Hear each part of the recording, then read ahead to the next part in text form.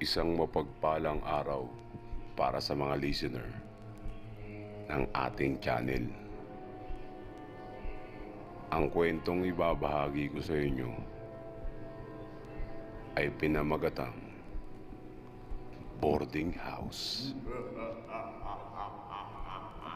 Alam kong ang karamihan sa mga taga-Adamson University o iba pang malalapit na university sa paligid ng Ermita sa Manila ay pamilyar sa boarding house na nasa itaas ng bilyaran.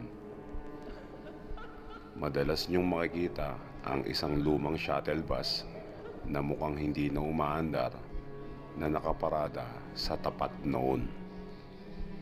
Sa gilid noon ay nakatira ang dating kapitan ng Teresa Street na may-ari ng karinderya.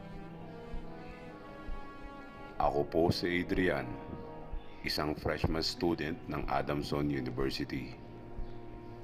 Malayo ang probinsya ko, kaya't kinailangan kong mag-board. Sinuyod ko noon ang daan ng Sobel Street. Ngunit lahat ng boarding house doon ay fully occupied na. Hanggang sa marating ko ang Teresa Street. Kumpara sa Sobel Street, ay walang gaanong sasakyan na dumadaan doon. Mukhang tahimik at maganda para sa mga estudyante ang lugar na iyon. Napadpad ako sa isang boarding house na may maliit na pintuan na gawa sa yero. Nakita ko nakapaskil na wanted male boarders. Agad akong kumatok sa pintuan. Binuksan iyon ng isang lalaking may nunal sa taas ng kanyang labi. May katabaan ito at kalbo.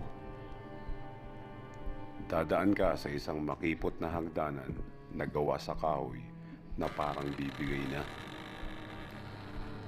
3 ang kwarto sa itaas na gawa sa kahoy at may awang sa itaas na may chicken wire. Ang 2 kwarto ay pinapaupahan nila sa mga boarder at ang isa ay para naman sa mag-asawang may batang anak na nangangalaga ng boarding house. Masikip ang kwarto, pero sadyang gano'n naman talaga ang bawat boarding house. Sa bawat kwarto ay 4 ang kasya. May maliit naman na sala kung saan ay pwedeng gumawa ng mga assignments ang mga boarder dahil ang kwarto ay masikip na sa mga gamit. May maliit din na kusina na kasunod ang paliguan. Hindi pa ako nakakaisang linggo sa boarding house ay nabalitaan ko na ang tungkol sa dating boarder na nagbigti sa loob ng CR.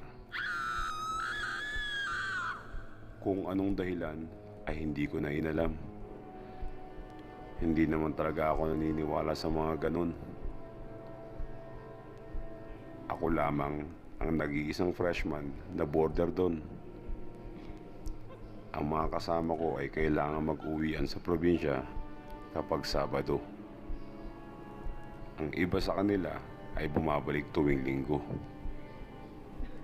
Ang landlady at landlord ko naman ay kailangan ding umuwi ng probinsya sa Rizal.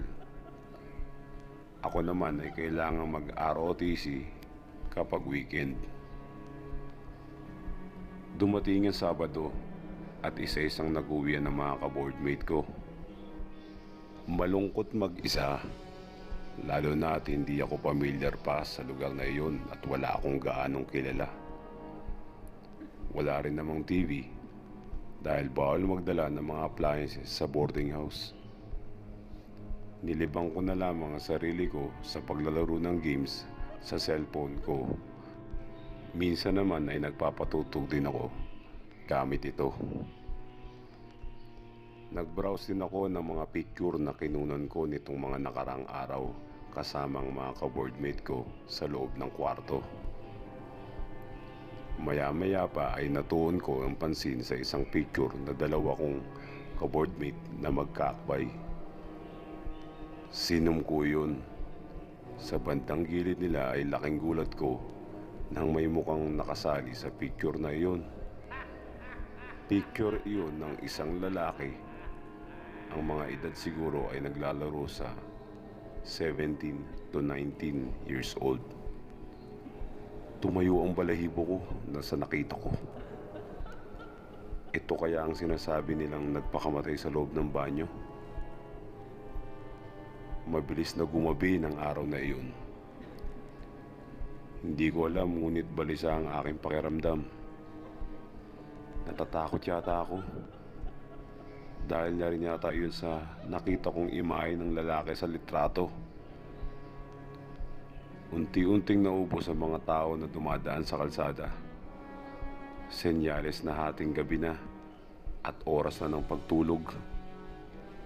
Ngunit hindi ako dalawin ng antok. Humiga ako at nagpumilit makatulog. Hindi ko na rin sinarado ang pintuan ng kwarto. Tutal, may kortina naman. Pinatay ko ang ilaw sa silid, pero iniwan kong bukas ang ilaw sa may hagdanan. Maayos naman ako nakatulog. Ngunit bandang alauna ng madaling araw ay nagising ako. Sabi sa akin ng aking kuya, kapag nagising ka raw ng gabi, may nakatingin sa iyo. Ngunit sino naman ang nakatingin sa akin ng mga oras na iyon? Nag-iisa lamang ako. Naramdaman kong nanunuyo ang lalamunan ko. Siguro na rin ay dahil sa ilang beses kong paglunok ng dahil sa kaba. Natatakot akong lumabas ng kwarto. Nasa may kusina ang lagayan ng tubig. Kasunod na doon ang banyo kung saan nagbigti ang estudyante. Hindi na rin ako nakatiis at tumayo na ako. Pagtayo ko ay may naaninagan akong lalaki na nakatayo sa harap ng pintuan ng kwarto. Hindi ko makita kung sino siya dahil na rin sa kortina at medyo madilim. Sino yan? Takot na tanong ko. Akma akong lalapit sa kortina para hawiin iyon nang nagtatakbo siya. Hindi ko alam kung anong pumasok sa isip ko at sinundan ko siya. Tinungo niya ang bandang kusina at sinundan ko siya. Nawala ang lalaking iyon pagdating sa kusina. Pero napaka-imposible. Makaalis siya na doon nang wala na rin namang madadaanan doon. Inisip ko na baka pumasok siya sa loob ng banyo. Ayaw ko sanang tingnan, pero kailangan. Para na rin makasigurado na walang ibang taong nakapasok sa boarding house. Nilakasan ko ang aking loob at kinuha ang isang makapal na bakal na ginagamit ng kaboardmate ko. Dahan-dahan at nanginginig kong tinungo ang banyo. Binigla ko ang pagbukas ng pinto para rin magulat kung sino man ang naroon. Laking pasasalamat ko na wala akong nakitang tao. Nakahinga ako ng maluwag. Uminom na rin ako ng tubig para mapasa naman ang nanunuyo kong lalamunan. Ilalagay ko na sana sa lababo ang maruming baso nang may nakita akong paa na nakasilip sa ilalim ng lababo. Ang ilalim kasi ng lababong iyon ay natatakpan lamang ng manipis na tela. Hindi ako maaaring magkamali. Paan ng tao yun. Yumuko ako at para mas makita yung maigi, may tao sa ilalim ng lababo.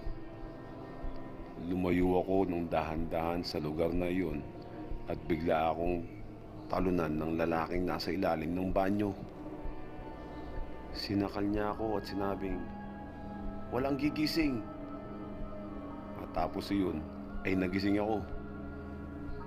Panaginip lang pala Muli kong naramdaman ang tuyong-tuyo kong lalamunan. Bumangon ako at nakita kong may tao sa tapat ng pintuan, kagaya ng sa panaginip ko. Sa mga oras na iyon, nagdalawang isip ako kung bubuksan ko pa ba ang kortina at baka maulit muli ang nasa panaginip ko. Mabilis kong nilapitan ang pinto at sinara yun. Bumalik ako sa aking higaan at nagtalokbong. Mayang-maya pa ay may narinig akong lumalakad sa loob ng kwarto, pero hindi ko natingnan kung sino ba yun. Naramdaman ko rin na may dumadamping kamay sa mukha ko. Hindi na ako makatulog ng araw na iyon. Hinintay ko na lamang na mag-umaga at nang makapag-ROTC na. Pagdating ng hapon ay isa-isa nang nagdatingan ng mga ka-boardmate ko. Nagulat pa sila nang nakaya kong mag-isa sa bahay dahil sila raw ay hindi nila makakaya. At kalaunan ay nalaman ko ang dahilan ng pagpapakamatay ng estudyante sa loob ng banyo.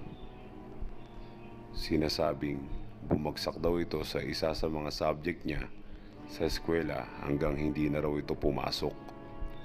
Hindi rin daw alam sa kanila o ng mga magulang na hindi na napasok ito. Isang araw ay nakita na lamang na nakabigti sa banyo ang nasabing estudyante. Wala na ako sa boarding house na iyon. Lumipat na ako sa may Sobel, malapit sa bakery.